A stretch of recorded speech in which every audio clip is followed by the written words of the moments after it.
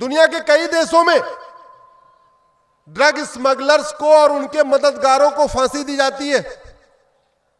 भारत में इतनी drug smuggling हो रही है, कुंतल के कुंतल ड्रग पकड़े जा रहे, किलो के किलो ड्रग पकड़े जा रहे। किसी को आज तक फांसी हुई क्या? किसी को आजीवन कारावास हुआ क्या? यह ड्रग स्मगलिंग देशद्रोह है कि नहीं? यह ड्रग स्मगलिंग एक ऑर्गेनाइज क्राइम है कि नहीं? यह ड्रग स्मगलिंग हमारी पूरी यंग जनरेशन को बर्बाद कर रही है कि नहीं? छत्रपति शिवाजी महाराज के समय एक जुडिशियल सिस्टम था। आजकल तो मुकदमे बड़े लंबे लंबे चलते हैं। मुझे लगता है कि भारत के हमारे माननीय जजों को एक बार छत्रपति शिवाजी महाराज का जुडिशियल सिस्टम पढ़ना चाहिए। उनके यहां था जस्टिस विद इन आवर, यानी मुकदमे का फैसला कितनी देर में? 1 घंटे में। मुकदमा केस थोड़ा तगड़ा हुआ, बड़ा केस हुआ, समझने में टाइम लगा, उसके लिए था जस्टिस विद इन डे, यानी मुकदमे का फैसला कितने देर में? 1 दिन में। बहुत मान लो एक्स्ट्राऑर्डिनरी केस है, थोड़ा जांच पड़ताल करवानी पड़ेगी, थोड़ा समझना पड़ेगा, उसके लिए थी व्यवस्था जस्टिस विद इन मंथ, यानी मुकदमा के फैसला कितनी देर में? 1 महीने में, बस। इसके अलावा और कोई था ही नहीं। 50% मुकदमों का फैसला 1 घंटे में, बाद के 40% मुकदमों का फैसला 1 दिन में। मुश्किल से 10% मुकदमे थे जिनका फैसला देने में साल भर लगता। और उस समय 3-4 चीजों पे बहुत कठोर दंड था, जितना मैंने पढ़ा है। सीधे फांसी थी, और फांसी नहीं तो सीधे वो पहाड़ी के नीचे वाला सिस्टम, पहले ऐसे भी चलता था। देशद्रोह की सजा सीधे पीछे वाली पहाड़ी, किले के पीछे वाली पहाड़ी से धक्का नीचे। जासूसी की सजा सीधे पहाड़ी के पीछे वाली दीवार से नीचे। और ड्रग स्मगलिंग की सजा, नशा तस्करी की सजा भी यही थी। हमारे देश में किसी देशद्रोही को फांसी हो रही है क्या? किसी जासूस को फांसी हो रही है क्या? किसी गद्दार को फांसी हो रही है क्या? किसी धर्मांतरण कराने वालों को फांसी हो रही है क्या? नहीं। बड़े मुश्किल से कसाब को हुई थी, उसके बाद तो हुई नहीं। एक और हो गई थी इधर, याकूब मेनन को हुई थी, उसके बाद हुई नहीं। हो क्या रहा है? हम नियम कानून बनाते समय न तो ये देख रहे हैं कि हमारे पूर्वजों ने कैसा नियम कानून बनाया था, नियम कानून बनाते समय ये भी नहीं देख रहे हैं कि आज की डेट में अमेरिका में क्या चल रहा है, सिंगापुर में क्या चल रहा है, जापान में क्या चल रहा है। और एक बात याद रखिए, भगवान श्री राम ने बोला था, भय बिन होय न प्रीत, यानी प्यार मोहब्बत कैसे चलती है? भय से। और भगवान कृष्ण ने कहा था, सठे साठ्यम समाचरित, यानी जो गड़बड़ आदमी हो उसको कठोर दंड दो। हम भगवान श्री राम की पूजा तो करते हैं, लेकिन उनकी राम नीति है भय बिन प्रीत, उसको लागू नहीं करते। हम भगवान कृष्ण की पूजा करते हैं, लेकिन हम उनकी जो नीति है सठे साठ्यम समाचरित, उसको लागू नहीं करते। इसी की लड़ाई चल रही है। घुसपैठिए, एक मेरी पीआईएल घुसपैठ पे चल रही है। मैंने 2017 में सुप्रीम कोर्ट में पीआईएल फाइल किया था। उस समय कहा था कि 5 करोड़ घुसपैठिए भारत में आ चुके, 5 करोड़। अब तो इनकी संख्या 6 करोड़ हो चुकी है। और घुसपैठियों का इफेक्ट क्या हो रहा है मैं आपको एक उदाहरण से बताता हूं। मुंबई में एक झुग्गी बस्ती है, उसका नाम है धारावी। सुना होगा आपने धारावी। 1980 तक उस धारावी का जो रेशियो था 80-20 था। मतलब धारावी में 80% हिंदू थे और 20% कन्वर्टेड हिंदू थे। आज की डेट में उस धारावी का रेशियो बिल्कुल उल्टा हो गया, 20-80 हो गया। कितने साल में? मुश्किल से 40-45 साल में। यह परिणाम है घुसपैठ का।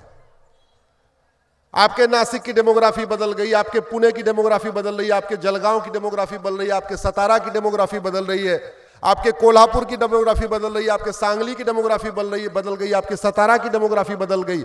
और डेमोग्राफी बदलना हो, चेक करना हो, तो मैं आपको एक बेसिक तरीका बताता हूं।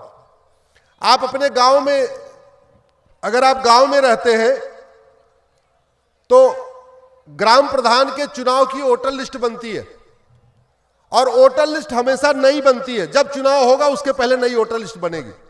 जनगणना तो 10 साल में होती है, वोटर लिस्ट हमेशा चुनाव के पहले बनती है। आप अपने गांव की वर्तमान वोटर लिस्ट और 25 साल पुरानी वोटर लिस्ट को एक बार कंपेयर कर लीजिए। अगर आप शहर में रहते हैं तो अपने वार्ड की, जहां पार्षद का चुनाव होता है, वहां पे अपने वार्ड की वर्तमान वोटर लिस्ट और 25 साल पुरानी वोटर लिस्ट कंपेयर कर लीजिए। जो लोग विधानसभा चुनाव लड़ते हैं वो लोग वर्तमान विधानसभा की वोटर लिस्ट और 25 साल पुरानी वोटर लिस्ट को कंपेयर कर ले। जो लोग लोकसभा का चुनाव लड़ते हैं वो वर्तमान वोटर लिस्ट लोकसभा वाली और 25 साल पुरानी वोटर लिस्ट कंपेयर कर ले। फिर पता चलेगा कि आपके गांव की भी डेमोग्राफी बदली है, आपके वार्ड की भी डेमोग्राफी बदली है, आपके विधानसभा की भी डेमोग्राफी बदली है, और आपके लोकसभा की भी डेमोग्राफी बदली है। और ये डेमोग्राफी बदल रही है तो खतरा बढ़ेगा। एक बात याद रखिएगा, जो हमारे पूर्वजों ने गलती किया उस गलती को हम ठीक नहीं करेंगे तो मामला गड़बड़ हो जाएगा। हमारे पूर्वजों ने दुर्योधन का ननिहाल गंधार आज की डेट में क्या कहलाता है? वो अफगानिस्तान। कोई वहां हिंदू जैन बौद्ध सिख बचा क्या? राजा भरत का ननिहाल जहां से माता कैकेयी आई थी, आज की डेट में क्या कहलाता है? वो पाकिस्तान। हिंदू जैन बौद्ध सिख बचा क्या? नहीं। बंगाल का एक हिस्सा बांग्लादेश बन गया। क्या सिचुएशन है आप देख ही रहे होंगे। आप भारत के 9 राज्यों की डेमोग्राफी बदल चुकी है। 800 जिलों में से 200 जिलों की डेमोग्राफी बदल गई है। 6000 तहसीलों में से 1500 तहसीलों की डेमोग्राफी बदल गई है। यह डेमोग्राफी जो बदलाव हो रहा है उसका मूल कारण है धर्मांतरण, घुसपैठ, जनसंख्या विस्फोट, लव जिहाद, लैंड जिहाद और ड्रग जिहाद। इसको रोकना जरूरी है और इसके लिए समाज के साथ साथ सरकारों को भी काम करना पड़ेगा। अपने अपने सांसद विधायक से मिलिए, उनसे पूछिए कि भैया कठोर कानून कब बनेगा। जब तक कानून का खौफ नहीं पैदा होगा तब तक किसी भी तरीके का अपराध नहीं रुकेगा। अपराध तभी रुकेगा जब कानून कठोर होगा, और कानून बनाने की कोई लागत नहीं होती। हाईवे बनाने की लागत होती है, सड़क बनाने की लागत होती है, एयरपोर्ट बनाने की लागत होती है, लेकिन कानून बनाने की कोई लागत नहीं होती। सारे वो काम हो रहे हैं जहां पैसा खर्च हो रहा, लेकिन हाईवे से, एयरपोर्ट से, एक्सप्रेसवे से, इससे देश सुरक्षित नहीं होता। इसको आप अच्छी तरीके समझिए। एयरपोर्ट, हाईवे, एक्सप्रेसवे, पुल, ब्रिज, रेलवे, ये सब बनाने से देश सुरक्षित नहीं होता। देश सुरक्षित होता है कठोर नियम कानूनों से। देश सुरक्षित होता है जब कानून का खौफ होता है। इसलिए मैं तो अपने हिस्से की लड़ाई लड़ रहा हूं, आप भी अपने हिस्से की लड़ाई लड़ रहे हैं, लेकिन दूसरों को भी जगाइए जो अपने हिस्से की लड़ाई नहीं लड़ रहे। ऐसे भी तो हैं जो अपने हिस्से की लड़ाई नहीं लड़ रहे। मैं तो गुरुदेव, मैंने तो एक 20 कसम लिया है और उन 20 अपने सूत्री कार्यक्रम पे पूरे देश में घूम रहा हूं। Monday to Friday Supreme Court में रहता हूं, सैटरडे संडे आपके बीच में रहता हूं। पिछले साल 2024 में 122 स्थानों पे गया था, 2023 में 115 स्थानों पे गया था। आज भी 14वां कार्यक्रम है 2025 का। ये हमने भी अपना घर परिवार गुरुदेव के तरीके छोड़ दिया। बच्चे बड़े हो गए हैं, अपना संभाल लिए खुद ही। हम भी लगे हुए हैं दिन रात इसी काम में। मैं आपसे पूछता हूं, ये गुलामी का निशान मिटना चाहिए कि नहीं? जरा जोर से बोलिए। ये गुलामी के निशान मिटना चाहिए कि नहीं? ये गुलामी की कुरीतियां खत्म होनी चाहिए कि नहीं? ये गुलामी की कुप्रथाएं खत्म होनी चाहिए कि नहीं? ये गुलामी की प्रशासनिक व्यवस्था खत्म होनी चाहिए कि नहीं? ये गुलामी की न्यायिक व्यवस्था खत्म होनी चाहिए कि नहीं? ये नशा तस्करी, मानव तस्करी खत्म होनी चाहिए कि नहीं? ये लब जिहाद, लैंड जिहाद, ड्रग जिहाद रुकना चाहिए कि नहीं? ये धर्मांतरण, घुसपैठ रुकना चाहिए कि नहीं? ये सब तभी रुकेगा जब कानून बदलेगा। जब तक कानून नहीं बदलेगा तब तक व्यवस्था नहीं बदलेगी। एक बार आप लोग मेरे साथ खड़े हो जाइए, आप लोगों को यात्रा पे निकलना है। आगे आगे मैं कुछ बोलूंगा, आपको पीछे से बोलना है हमें चाहिए आजादी। जोर से हाथ उठा के बोलिए, इतना तेज आवाज में बोलिए कि आपकी आवाज संसद और सुप्रीम कोर्ट तक पहुंच जाए, क्योंकि बीमारी की दवाई वहीं बननी है। आपको पीछे से बोलना है हमें चाहिए आजादी। गुलामी के नाम से, गुलामी के निशान से, गुलामी के इतिहास से, गुलामी की कुरीतियों से, गुलामी की कुप्रथाओं से, गुलामी की शिक्षा से, गुलामी की पुलिस व्यवस्था से, गुलामी की न्यायिक व्यवस्था से, गुलामी की प्रशासनिक व्यवस्था से,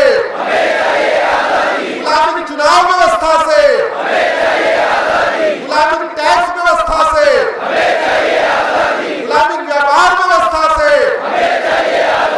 लब जिहाद, लैंड जिहाद से, ड्रग जिहाद, घुसपैठ जिहाद से, धर्मांतरण कराने वाले मिशनरियों से, धर्मांतरण कराने वाले जिहादियों से।